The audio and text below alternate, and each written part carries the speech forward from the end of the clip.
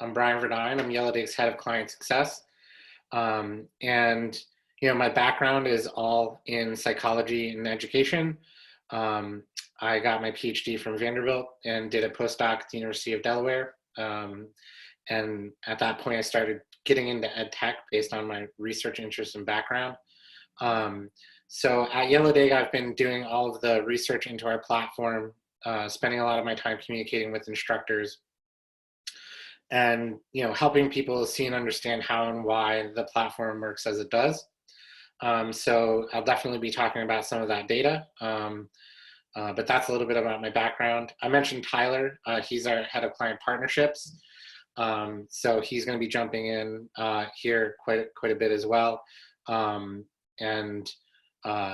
Feel free to ask various questions of him. He knows as much about the platform as I do.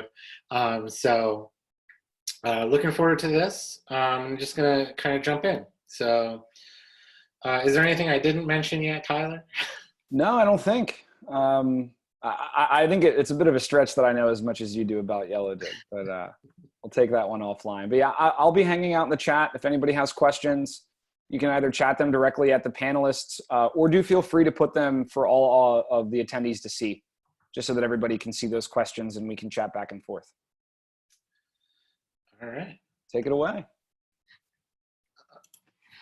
So at Yellowdig, our vision is really about creating communities because we think those are really important in sort of allowing social interactions and group learning to build relationships and skills that are going to allow people to thrive, both in their education and throughout life. And so everything that we really do and think about is related to community building and realizing the benefits of those communities in higher ed.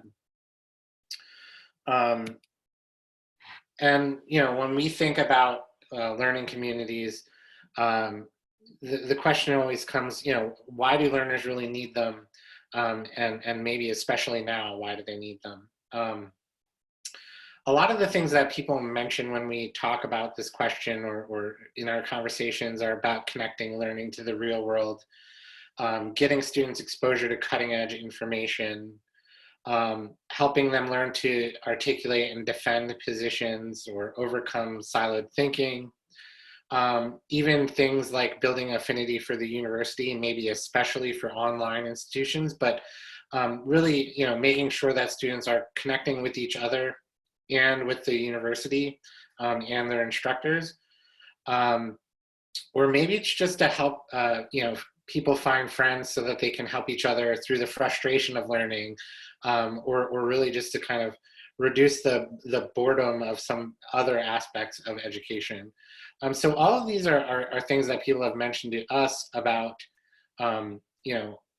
why they're interested in communities or that we think are important, aspects of communities. And we think it's really important to realize that these communities are kind of vital across the entire student life cycle. So you can certainly have learning communities built into the formal learning space, but there are a whole lot of things that support learning, for students on a traditional campus that are now either not there or not as easily accessible because of COVID-19, or we're sort of are always important to the learning experience, and that communities could sort of facilitate. So quite a lot of what I'll be talking about is going to be related a little bit to the formal learning space, but there are various other areas in the university that would really benefit from connecting students,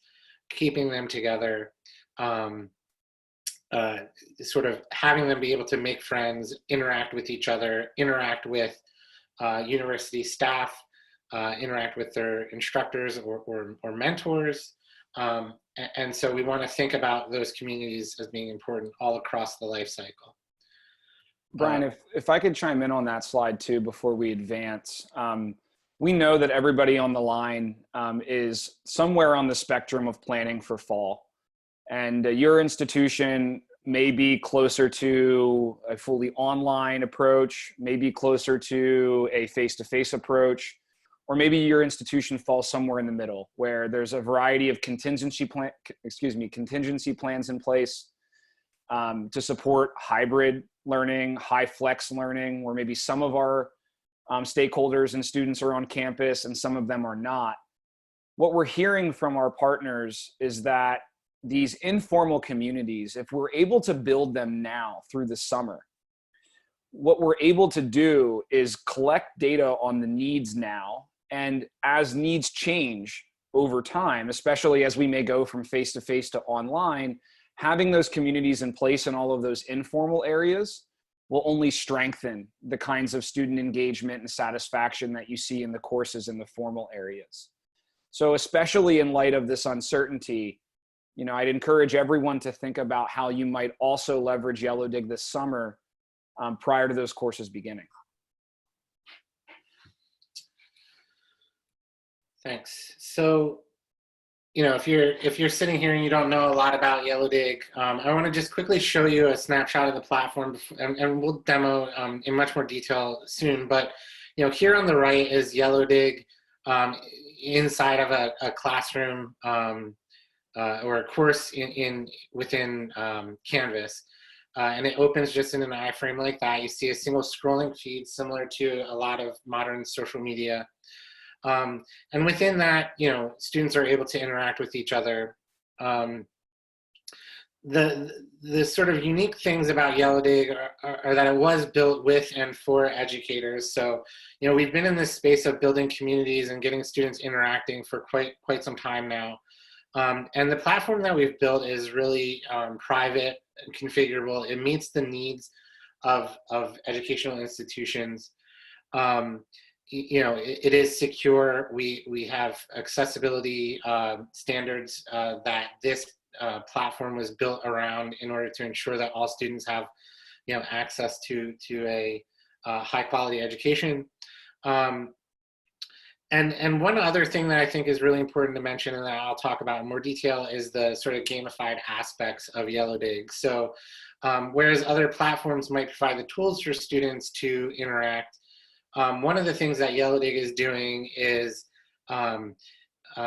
encouraging and pulling all students into the community to actually create an active space where students are truly, interacting and connecting with one another.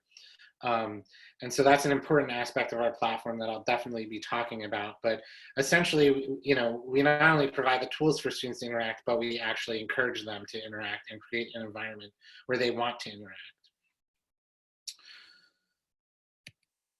Just to compare against some of the other platforms that people are considering or talking to us about, in relation with Yellowdig. We really see Yellowdig as occupying the asynchronous space primarily. So, this allows students to interact with each other in between what might be other synchronous sessions on Zoom or something like that, and sort of supplementing what students can do on Zoom. The idea here is that the asynchronous space is really important in online education, especially because students might be coming in from all over the world with different time zones. They certainly have things in their lives that are more likely to distract them from their schoolwork than if they were on campus, in a dorm room. So having a space, an asynchronous space where students can really interact is an important aspect of course design, especially online. Other features of Yellowdig that are really important is that we are an education company, and we have been working with a lot of our partners to ensure that what we're designing actually has efficacy data backing it, and that the decisions that we're making about how to design the technology are really intended to create better outcomes for students. And we have the data that actually show that is happening. We are FERPA compliant, and as I mentioned already, accessibility. One other really important aspect of our platform is the data that it provides back, and I'll definitely be showing everybody part of a community health dashboard that we have. But we also work to provide with our partners, we provide attendance and regular and substantive interaction data back to partners. And so our data stack is one part of the product that is a really important aspect of working with Yellowdig. So I'm going to jump into a demo to talk about some of the main features of the platform. I don't know if there are any questions that have come up, but if there are, Tyler, jump in. Brian, there's one question in the Q&A area that I know you'll touch on, but I know that a lot of people are thinking and it's about motivating and incentivizing students to actually use Yellowdig. The question, speaks to the fact that there are many other social networks where students might go to engage. And I know that this question may have a different answer in the class context versus, say, in some of those informal contexts. But let's make sure that we touch on that throughout the next couple of minutes. Yeah, sure. Where did my mouse go? There it is. So, the experience of using Yellowdig, there's a number of different ways that you can access Yellowdig. And I guess I should go back to that course room. But essentially, one of the methods is through most learning management systems using the LTI standard. And so here I'm going to demo in Canvas. But one thing you should know about Yellowdig is it is its own standalone web page. It can be accessed and signed into directly.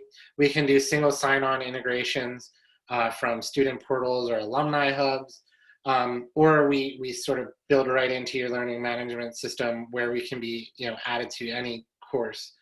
One thing that we have seen people do is create cohort communities or different kind of student orientation communities as non-credit bearing courses, and then just using the enrollment in those courses as one way to get people into Yellowdig. And you'll see what that experience looks like.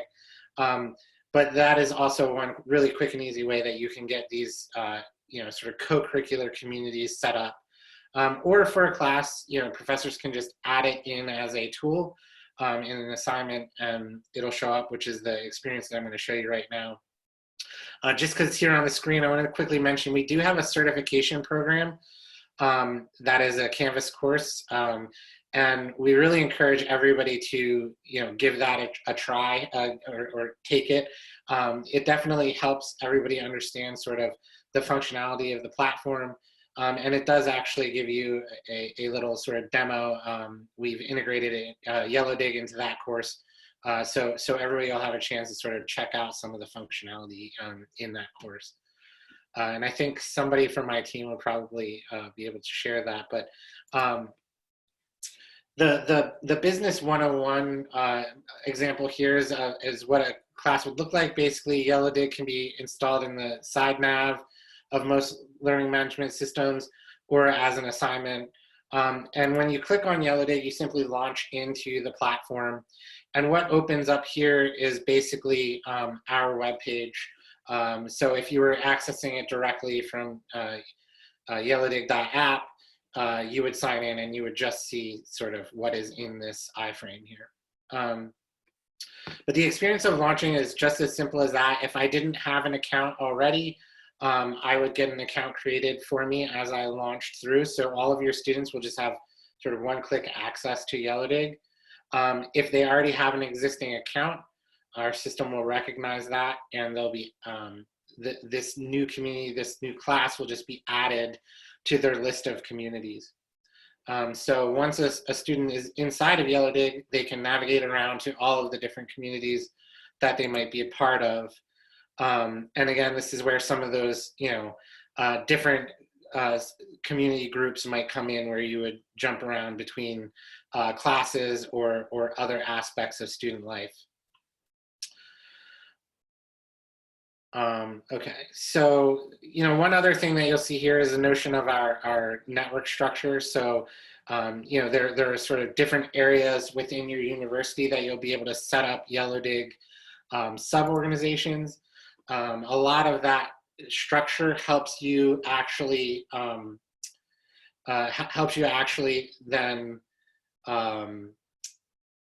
administer different aspects of that network, create default templates so that your communities will be set up a specific way. You can change branding in different subnetworks if your different schools have different branding that they might want to use, things like that. The experience itself, I'm right now logged in as a professor, but the experience for students looks very similar. There are a few functions that a professor gets that students don't, and most of those are sort of the settings areas here. But everybody comes in, sees a single scrolling feed like this. You can create new posts. These are the posts, and then there are replies underneath of that. You can see you can do things like add surveys. You can hashtag. So these work as sort of filters. If a student uses a hashtag, then anything with that hashtag can be filtered by just clicking on those hashtags. There's some interesting ways people use that to organize content. There's the ability to @mention. So when you're creating a post, you can just @mention, use the @ symbol, and it'll pull up a full list of the people that are in that community. And when you click on them, it will, when you click on them and then post the post, it will notify them that somebody has sort of mentioned them within one of the posts. Some interesting functionality within Yellowdig for posting is we do have the ability to record video directly into the feed. So, if I recorded this, it would just go up there, and then I can readily and easily post video for, we see people doing introductions. One really interesting thing that I saw somebody do was do poster sessions where students were presenting their poster on Yellowdig.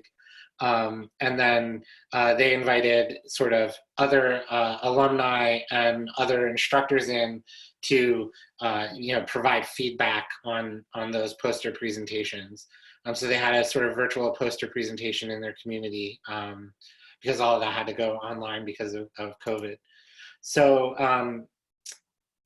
that's one feature. Another interesting feature, I think, is the ability to draw, and you can sort of add anything you would want here, but there's also the ability to upload background images. So I think one of the exciting opportunities here is to be able to, highlight or annotate specific parts of an image, which seem to be useful for sort of science courses or anything where you might want to, draw alternative pathways in a process or something like that. Here you'll see an Accolade, which in the previous version of our platform we called badges, but the concept is the same. Basically, you can create or you can add an Accolade to any post as an instructor that you want to, and you can fully customize these accolades. So here you can see this one says great post, and I think there's some farther down here somewhere. Here's another one for Class A contributor. You can basically name them whatever you like, change the colors, change the image, and make them worth different amounts of points. So one of my favorite examples of an accolade would be to have a verified response accolade. And so if students are encouraged to ask questions, and then you as the instructor want to come in and say, this is a good response to that question, you can use the verified response badge. And then when you click on these badges, it would filter the feed by those badges. And so now only posts with that badge or with that accolade are up there. And so if somebody needed to see all of the verified responses to questions, you could use that accolade in that way.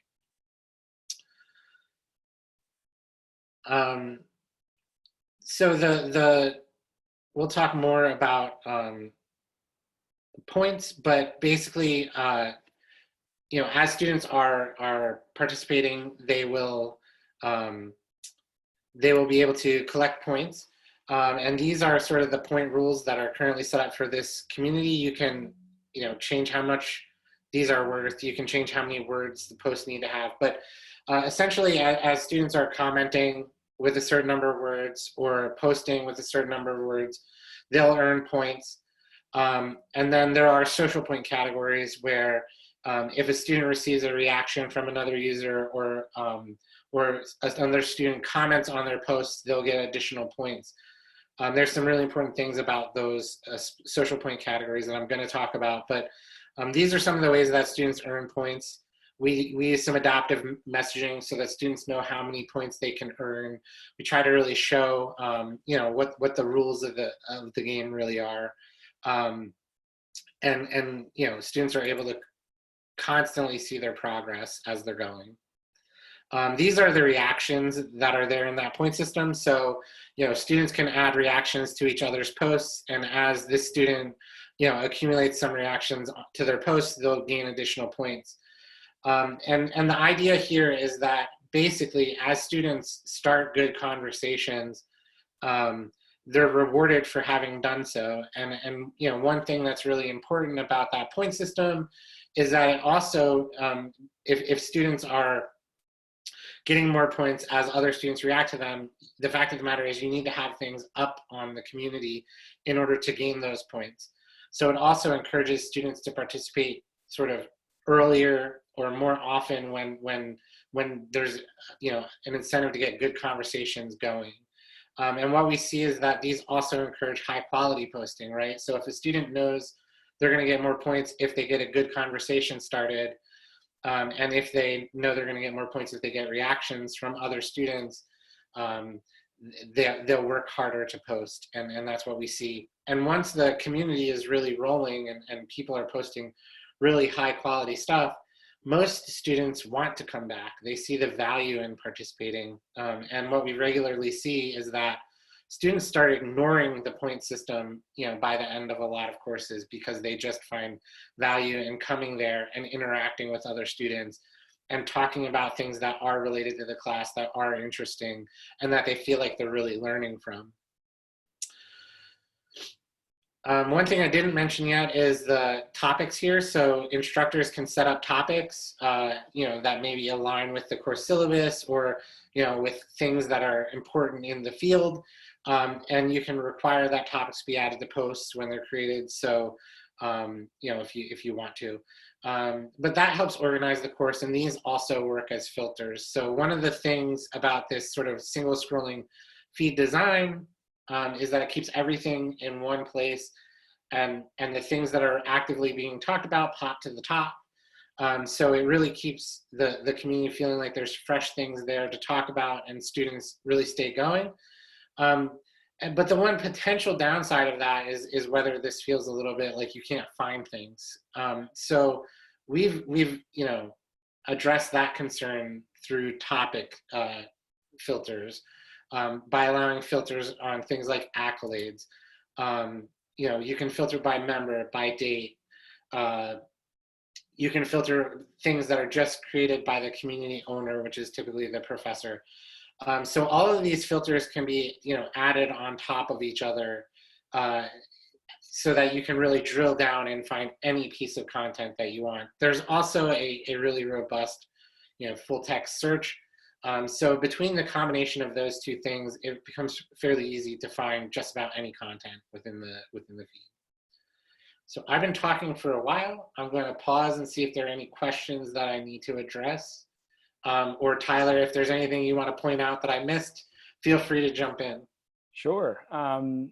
No, I mean, I was answering a few questions here in the chat, some of which were specific to co-curricular engagement, which maybe we can save for a little bit later in the discussion.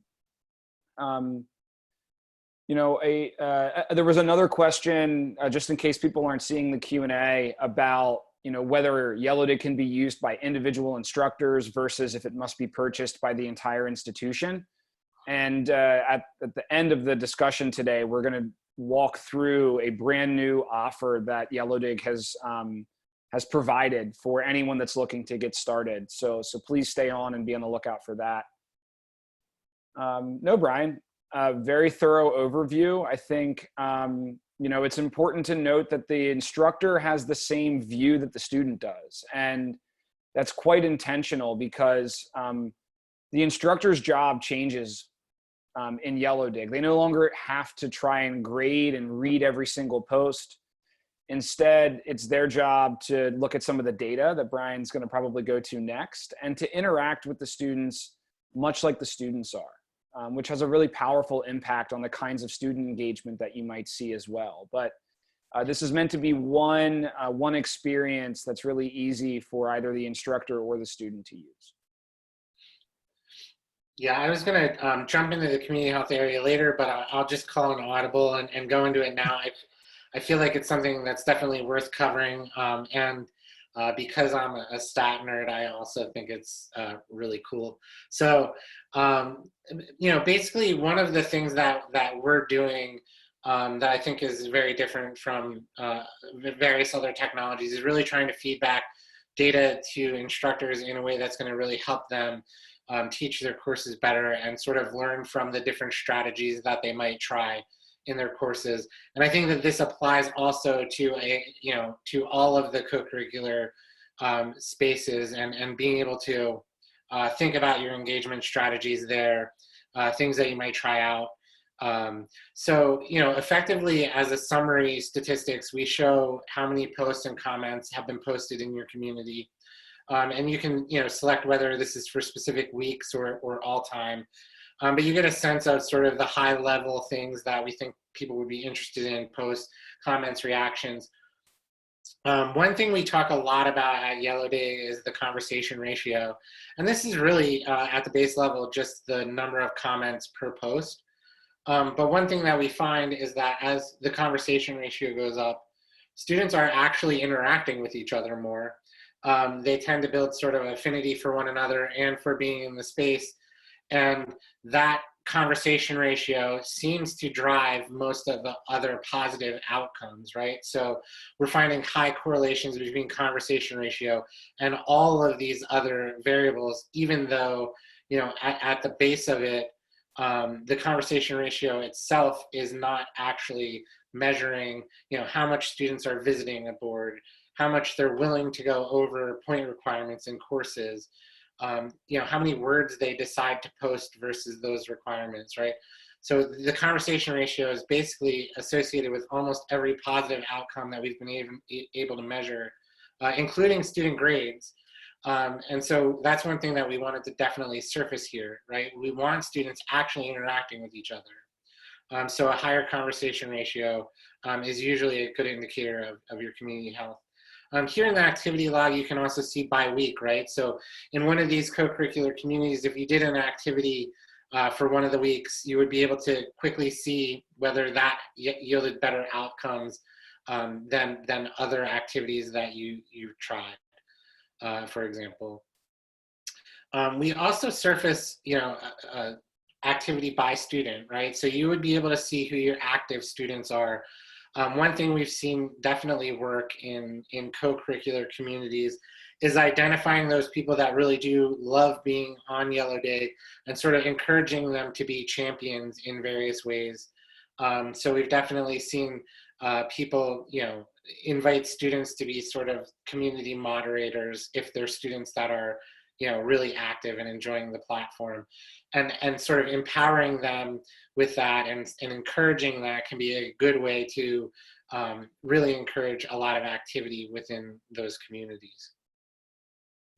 I mentioned topics earlier, so I'm going to just quickly show, if you require every post to have a topic, one good thing about that is you'll get a really good and clear indication of what topics your students are talking about. And basically, if you notice that a certain topic is really taking off, maybe that's something that you want to talk about more, or maybe you find other activities that are related to that topic. But using those topics and seeing that here in the community health area will allow you to get a sense for what your audience is really interested in talking about. We also have this broken down by students, so you can see individual students that might be, talking specifically about certain topics.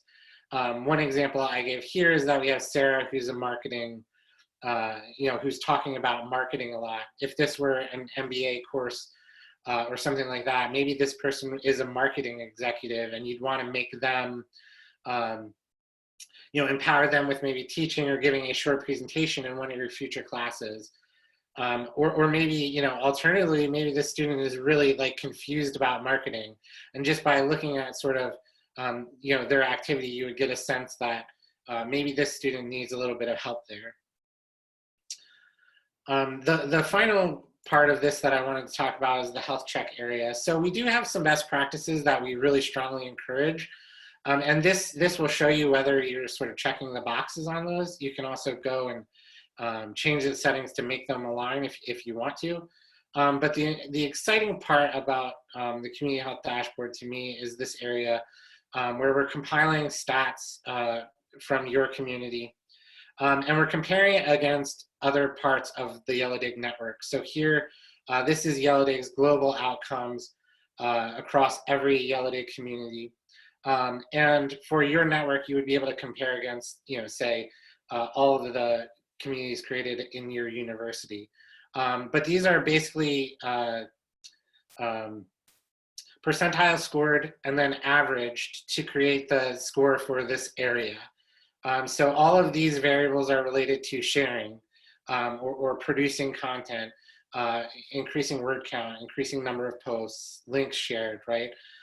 So the higher this number, up to 100, the closer you are to sort of maximizing all of those. And the ones that are in red are less than 25th percentile. In yellow is 25th to 75th, and then green would be 75th and above. But each of these scoring areas we think is pretty important, and perhaps more than any, we think the listening and interacting score areas are vital. For in-class communities, you can always tell students that they have to post, that they have to comment, but it's a little bit harder to force them to view something or to click on hyperlinks, right? And so what we actually hope is that by creating a really healthy community, these aspects of that community are also going up. Students are interacting with each other more. Most of the posts that are getting posted are also being responded to, things like that. So we think this is a really exciting way for people to be able to monitor what's going on in their communities and also benchmark themselves against other communities that may be healthier or not. And hopefully by giving this data to the people that are running these communities, we can really help them over time improve their own strategies for how they do things. So I just talked for a lot again. Is there any questions that have come up, or is there anything you want to ask on topic? Happy to hop in. No specific questions about the health dashboard, but there was a question about how and why an instructor might edit the point system or change the point system, which I do think is related, of course, to the community health dashboard, because one of the things that we're certainly encouraging with this feature is for iteration. Faculty are able to look at, semester to semester, course to course, differences in engagement, and that point system can be a way of tweaking different things, turning different knobs to see more of what you're looking for. Yeah, I think it's really important when you're thinking about the point system, and maybe I'll jump back to some slides and wade through. Yeah, all that I would say after that is if you could go into the settings, just so we can specifically show where in Yellowdig Engage those points are edited. There was a very specific question on that I wanted to make sure was addressed. Yep, so inside settings, participation is where you'll access our point setup. Basically you can edit, when points are awarded. You can set a weekly target for the number of points that you want people to accumulate. There's the concept of a buffer, which is basically allows students to earn a little bit ahead or to fall up behind a little bit and still be able to catch up. We think this is really vital and would recommend it being somewhere between 20 and 30%. But that allows us to sort of remove some of the ideas of a deadline, which really helps smooth out participation throughout the whole week and throughout the whole semester. So we think that that's really important. the earning rules are here, and you can sort of configure them in various ways. But you'll be able to change the number of words per comment. You can delete any of these categories completely if you really wanted to. There's a high level of configurability. You can set it so that only certain reactions receive a certain number of points additional. But you can delete any of these rules. Now, if you're asking me my opinion on what you should set up, we have pretty clear defaults that we're trying to define, or that we have defined based on the behaviors that we see. And I guess that's where I'll jump into this. So the recommended default. Yeah. Sorry, Brian. I just wanted to seed you in something else that I imagine you're going to cover. But there was another question about the notion of like weekly or modular discussions and sort of what our opinions and thoughts are on that. So I apologize for interrupting you, but I wanted to add that in. The very next thing. Yeah. So perfect. So the intention of Yellowdig's point system was that it is a single semester long assignment. And one of the reasons that we want it that way is so that there's no ending of good conversations to meet a deadline. And I'll get into exactly why we think that's a problem. But the point system was designed to reward participation for posting and commenting, and then to use the social points and the instructor accolades to really reward articulate, thoughtful posts that are made earlier in the week to get good conversation started and going throughout the week. And so that's what the point system was really designed to do. And I think it's really important that you think of the point system as you're setting it up as being designed to reward the things that will change student behavior and make it better. So, why would you reward students for getting comments from other students? Well, you're rewarding that because they've gotten a good conversation started. And the more comments on their post means that they shared something that was interesting, probably thoughtful, asked a good question, and was posted at a time where they could actually get a good conversation going, and there's time to have a good back and forth with other students, right? If you want a discussion, those things are vitally important. So when you're thinking about how to reward these things in the point system, if you do edit from sort of our recommended settings, think about how that's going to change students' perception of what they need to do in order to get their points, right? And so we always recommend valuing comments very highly because we want students to actually have back and forth conversations. And one of the top things that people do is sort of make comments worth quite a bit less per word than posts. So what do students do? They just post content, but they don't then talk that much about it, right? And if they're not talking that much about that content, they're probably also not reading it. And so what you want to do is really think about your point system as encouraging future behavior that will make the community better for everyone.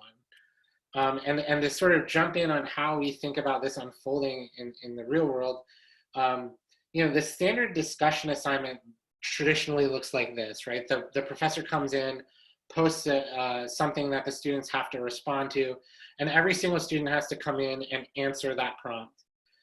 First of all, that creates a lot of posts that nobody reads. But the other thing that does is, each week you're starting, those first students that come in don't have anything else to react to, read, talk about, discuss, right? So they have to come in later in order to have anything to actually interact with. And so what do? They actually learn to come in later. They learn to procrastinate. We have really clear data that this happens. Even within Yellowdig when people institute this sort of structure. So the other sort of downside that people don't think about is, just by having a deadline, first of all, people tend to procrastinate to the deadline. But for those people that are procrastinating to the deadline, say this last student that comes in, they're never actually interacting with anybody else in the class, period. They're responding to that prompt.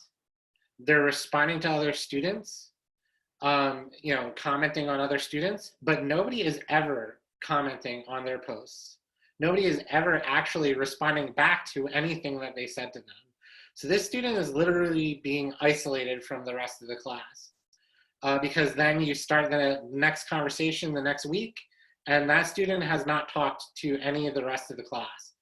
And in fact, you're most isolating that student probably from the sort of go-getter student that would be a really good model for them, you know, about how to accomplish school, or you know, maybe that student is really, you know, being fairly successful. You would want these students in most cases probably to interact the most, and in fact in this model they're interacting the least.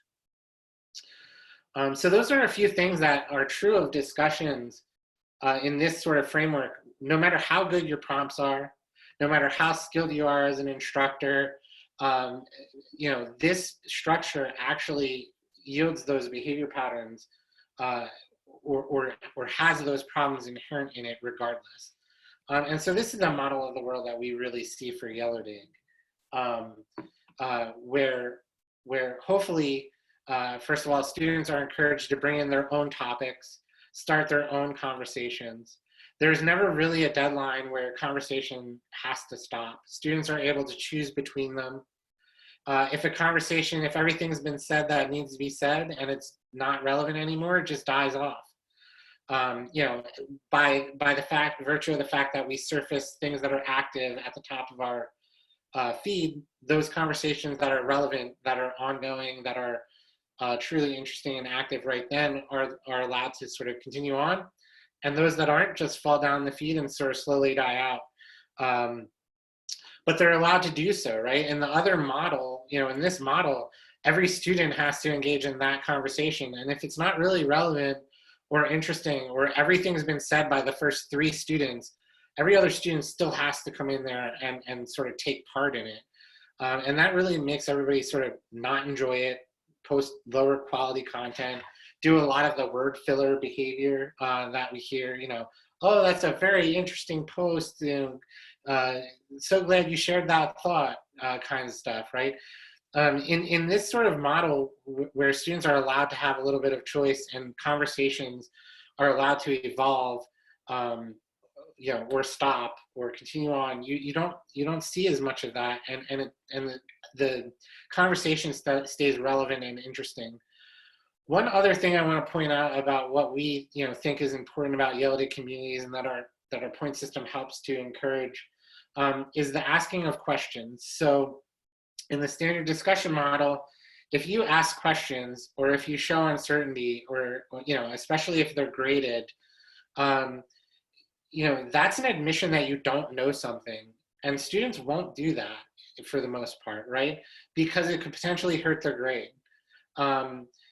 Whereas in reality, we want students to be able to ask questions that they have about the course. We want students to be able to get thoughtful responses from other students about things they might not quite understand from the lecture, right?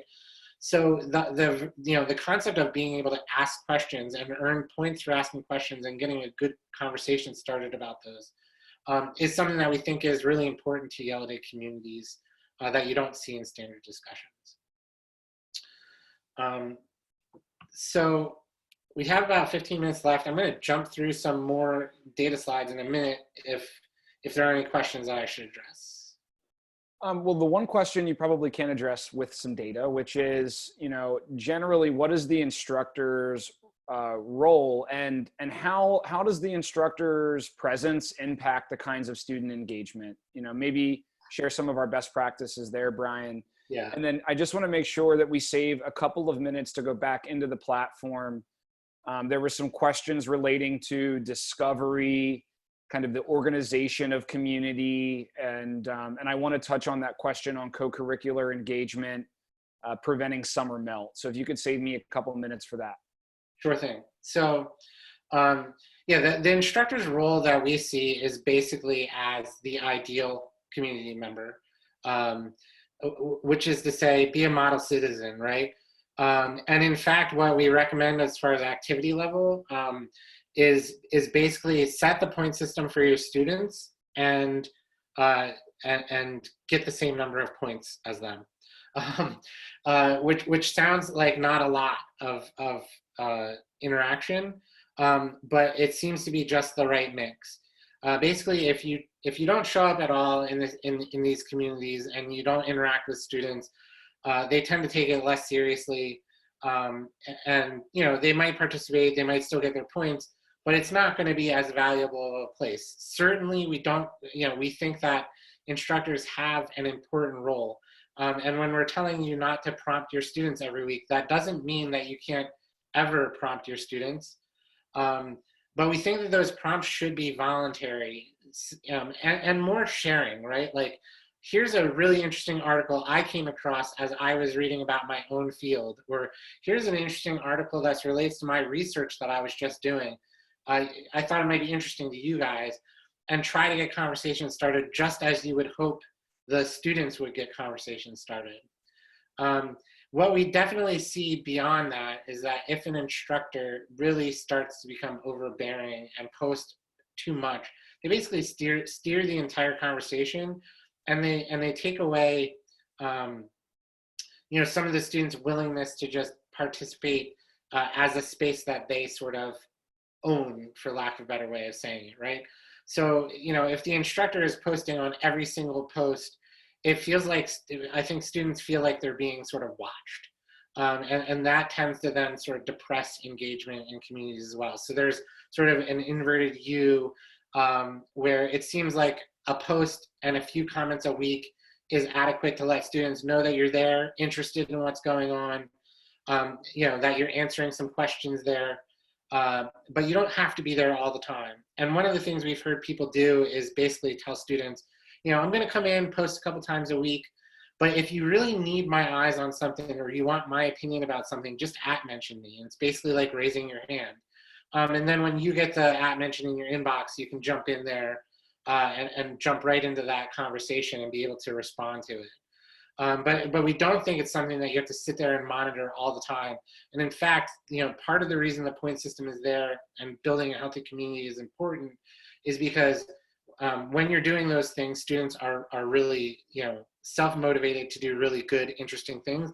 And there's really almost no reason for you to be there monitoring things constantly.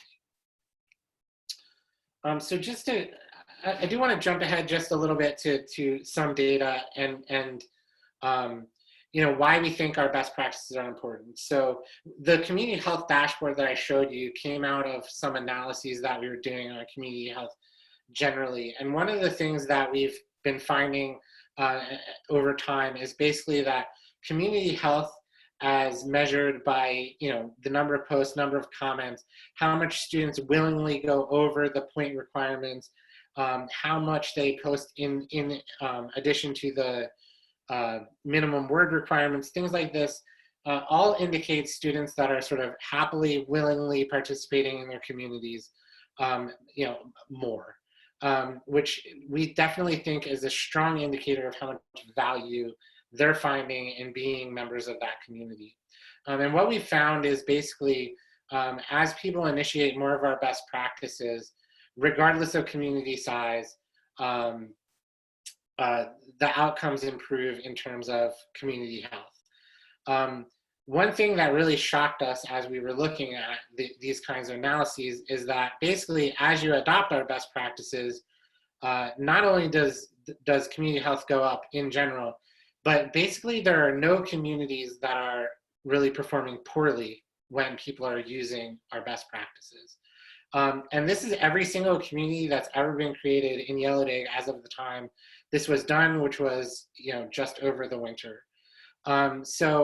The amazing thing is that there's literally no outliers down here, right? If you follow our best practices, students are going to come in, they're going to have conversations, they're going to be engaged. And certainly there might be reasons that you would want to have specific prompts in order to focus students on things. And there might be educational reasons for doing some other things. But certainly if you adopt our best practices, you're going to get all of the engagement benefits. And then, you can think about how you might want to add in more structure if you feel like it still needs it. But we would definitely recommend sort of trying the full Monty or whatever for Yellowdig and really start jumping in and adopting all of those best practices. And those are available in the instructor certification course and in our knowledge base. The other thing we see is that it is possible in some cases to get good outcomes from best practices. We see that a lot less in large boards, and that's because those strategies, we think where these communities are still performing well, we think the strategies that professors are using are really labor intensive, and they only really work very well for small communities. So we think that these professors here probably deserve a good pat on the back because they're probably working really, really hard to get these outcomes. And we sort of see that pattern emerges when we get feedback from instructors about using Yellowdig. So I'm going to jump back into the platform, Tyler. I know I've forgotten what you asked me I needed to talk about back here, but no worries. If you want, I can kind of talk through these questions and the answers that I've given in chat as you click around. So, there was a question about the overall user experience. Is it always one scrolling feed of content? And the answer is that in communities that is true. But all of those filtering mechanisms that Brian showed earlier are what allow the students and the instructors to drill down and find exactly what they're looking for. Now, let's say that I'm a learner who was really excited to be on campus in the fall, and for whatever reason, I'm not able to be there. I want to go and find other communities, other conversations that I'd like to take part in. This is where Yellowdig, and go ahead if you could, Brian, click in there, will allow the learners to go and find the other conversations that will benefit them at that moment. Maybe I need some help with career advising. I'm a soon to graduate senior, and I would have spent more time in the career services office had I had access to campus, but I did not. This allows those students to go and find the conversations that they need at that moment. Maybe I'm a basketball fan. We're in Philadelphia, so I want to go and hang out with other Sixers fans, much like I would have had I had the opportunity on campus. Well, this is how they'll go and curate those conversations that they want to take part in.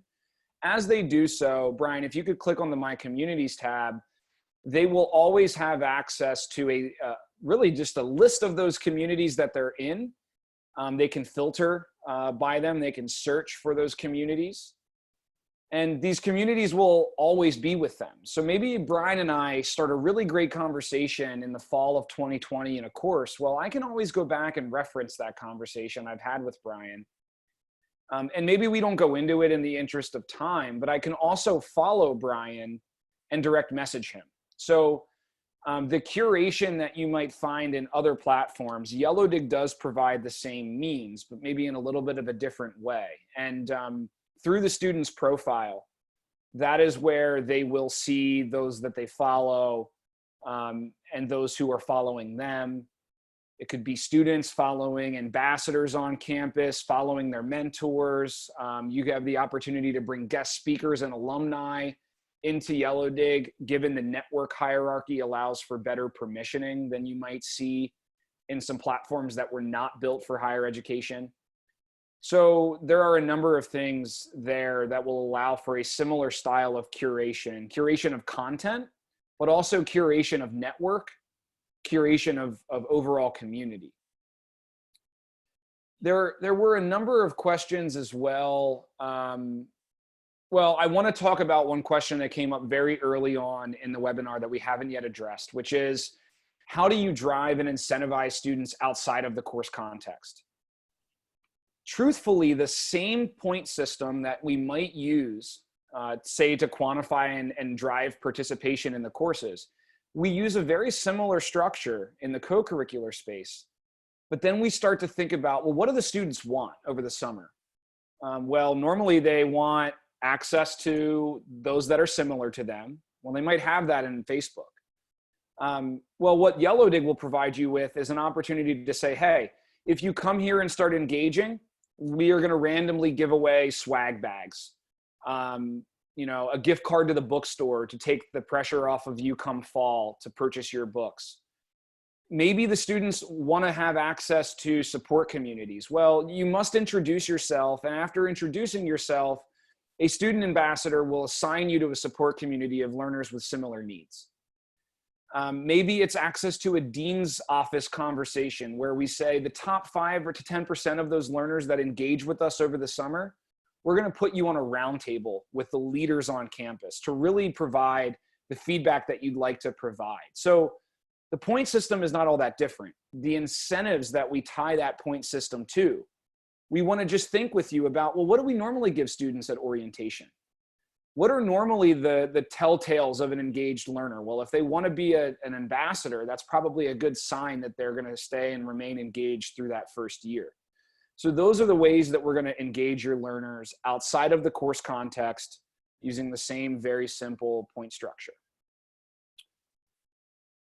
Otherwise, Brian, I'm not seeing any new questions. I do apologize if I'm mispronouncing your name. I believe it's Aegon or Egon had a number of questions about, you know, is there an ideal size? I know we showed big and small, but does Yellowdig have data that suggests there's too small of a community, there's too large of a community?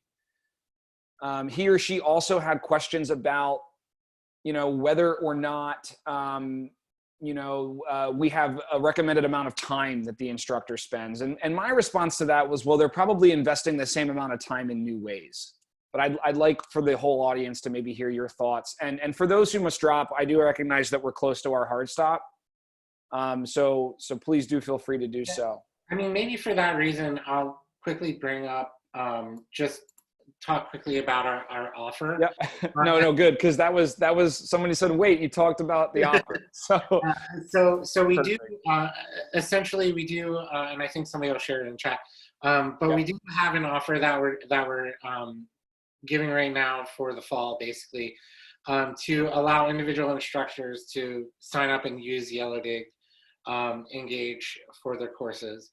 And so we do want to make sure that we have advance warning about how many people are going to take us up on that offer. So definitely reach out to us, and sign up for that offer. And we'll sort of start you in on the process. But that's what we're offering through sort of January 1. I won't say no questions asked because there's some questions on the form, but no strings attached, I guess, is maybe the answer. So we're maybe the only string that's attached is we are requiring people to take our instructor certification course. We think that's largely both for your own good, but it really does help people get better outcomes from using Yellowdig to start. And so we think it's also the right thing to do for your students. But that's the offer. I think it went up in chat. Yep, I put a link in there. Brian, we didn't go into the instructor user community at all, I don't think, but one of the things that you'll get access to through this offer is a community of practitioners similar to yourselves that are already using Yellowdig, that you can ask questions to, that you can go to for support, much like your students may. Yeah, and that's within the user certification course, so you get enrolled through that. So great. So I'll answer those questions about the board size, in the few minutes. But of course, I think that about covers the end of it. We are doing a guest webinar also with Capella University, Jenny Tabor and their project manager that really did a lot of research on the platform in the sort of piloting / adoption process.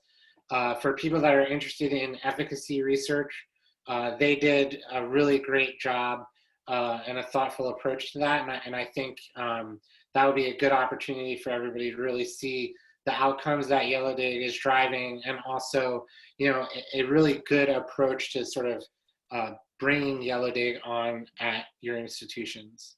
So I would also encourage that. I just put the registration link in the chat. All right. And we do still have a number of individuals that have remained on. So let's chat through those questions, and I'll be looking for others that might surface in the chat or in Q&A. Absolutely. So I just had to find the slide. And most of these questions were asked by Owen. It's Owen is how it's pronounced. So thank you for correcting me. We'll be sure to get that right. So the question about community size, is one that I've been trying to answer for quite a while. What we generally find is that community size is not that big of an impact on participation. We've serviced really, really large communities. There's a few that are even above 800. I just cropped it out of this particular image. And what happens in large communities is just there's still only one thing at the top of the feed at a time. There's just content that you just consume sort of one post at a time. So even really large communities, it's still just something that's there, right? And the analogy I would draw would be to Facebook, right? You don't ever get to the bottom of your Facebook feed. It's designed that way. And so there's sort of endless amounts of posts there, but you just don't interact with every single one of them.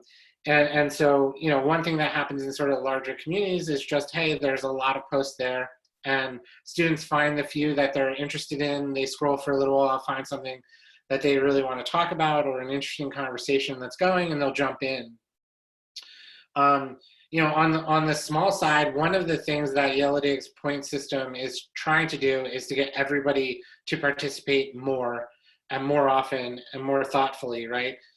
So, one danger of a really small community is that it may not have enough content in it to sort of drive re-engagement. And we do see, with really small communities, say less than 10, that's people will tend to post to get their grade, but they're less likely to really just sort of take off and do a lot more than that. So when people are thinking about course design, I usually recommend leaving larger groups or not trying to break up a community too much. And this kind of goes across everything, where we really think that you should only break up communities when there's clear evidence and data that you should be. Which is to say, if you realize that there's one subset of people that are really actively talking about something, you could try to spin off a new community that's dedicated to that. But you shouldn't try to over divide them to begin with. Because if you have a whole bunch of small communities and none of them ever get the ball rolling, you're more in danger of just sort of all of them kind of petering out. Whereas if you have one large one, you definitely get the ball rolling, and then you can address additional needs after that. And we also think the topic system works really well for allowing people to filter into special interest groups and things like that, even within one large active community. So that would be my general recommendation overall, but by and large, we don't see a huge impact of community size. Was there another follow-up part to that question? Not a follow-up. A number of folks have asked about recordings, which we will most certainly distribute, and we'll make sure that those are live public on our YouTube channel. I was typing out an answer to Joe, but we can actually answer this live. Joe asks, how do you suggest getting started at a university? What does a prototype look like? Maybe Brian, while I speak to this, if you could go to the course just so we can show them kind of what that looks like. On a granular level, on an individual instructor by instructor level, we have a certification program that will allow you to get up and running without really any assistance from Yellowdig. We do work with you very closely, of course, but we want to make sure that you have access. I'm sorry, Brian, if you can go back to the instructor course itself as opposed to Business 101. Okay. I misunderstood you. No worries.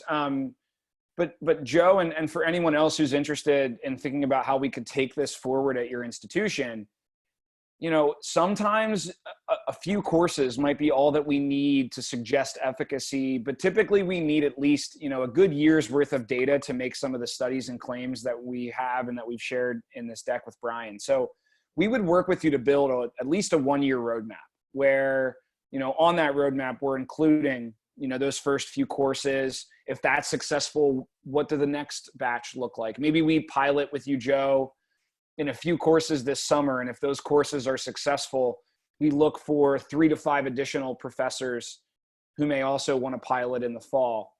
But from there, it's about figuring out the needs. at some of our partners, we've had to quickly pivot from just focusing on their summer courses to also thinking about new student orientation, year one experience, keep warm community. So depending upon who you may be working with at your campus or who else you might be thinking about who have similar needs, the answers to those questions typically dictate exactly where we get started. But we have experience rolling Yellowdig out to an entire institution out of the gate or to a single course. And we of course do those rollouts very differently. So what Brian's sharing with you here is the comprehensive course, which walks you through everything from, why are you considering Yellowdig to what are our best practices. There's a quiz and a test that helps you to understand the most important pieces. There are optional modules for things like STEM use cases. Maybe you're wondering, how does Yellowdig work in STEM? Or you'd like to review some of those co-curricular engagement strategies that we were speaking to. There are a number of modules that you can take, and at the completion of this course, you actually can gain a certificate that you can add to your CV, your LinkedIn profile, or wherever you may decide to do so.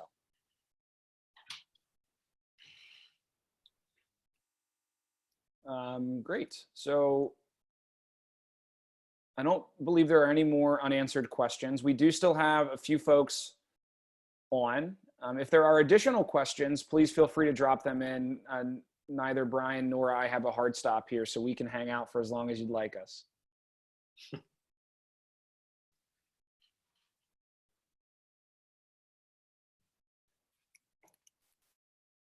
Fantastic. I'm not seeing any additional questions. So for those who did ask questions, you will be most certainly hearing from us to make sure that we're addressing them. I will be sharing all of the great questions from chat with my team members after the webinar today. All right. Well, thank you, Brian. This was very helpful, I hope. All right. Thanks, everyone. We'll see you. Cheers.